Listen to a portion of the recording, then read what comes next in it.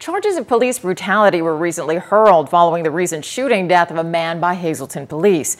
Well, concerns about police action is now being highlighted by a film about the beating death of a California man. As Matthew Petrillo tells us, use of force is an ongoing concern for our local police. Get off the train now! Fruitvale Station is a movie about police brutality.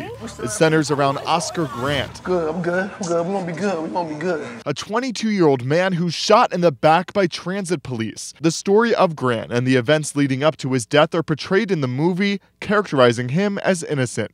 Use of force is the level of force that an officer can use in order to effect an arrest. Minersville Police Chief Michael Combs says police are trained to not use excessive amounts of force when making arrests. If I tell you you're under arrest and I take you by the arm and you walk with me and we walk to the car, I'm using force, but that's the force necessary to make the arrest. Now, if you turn around and swing at me, now I'm going to have to, increase that force. That makes the use of force subjective and usually in the hands of the arresting officer. How much force did he need to get this person into custody?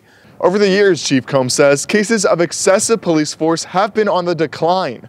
But what's been increasing, he says, is brutality against police officers for not using enough force. We remind the officers, you have to use the force necessary, but don't go overboard.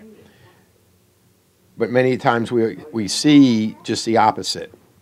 Officers get hurt because they aren't using enough force. Combs says people tend to act more violently with police in major cities, and that usually is not the case here in Schuylkill County. Matthew Petrillo, News 13, Minersville.